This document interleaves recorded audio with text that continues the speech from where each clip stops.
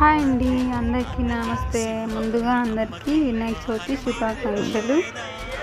ఈసారి అయితే నేనైతే దేవుడిని అయితే ప్రతిష్ఠించలేదండి ఇంట్లో. ఎందుకనేసి అయితే నాకైతే అసలు హెల్త్ అయితే అసలు బాగాలేదండి, చేతనవ్వట్లేదు.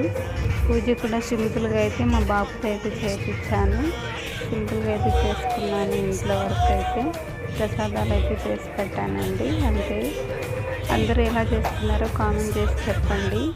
అందరికీ వన్స్ అగైన్ వినాయక చవితి శుభాకాంక్షలు.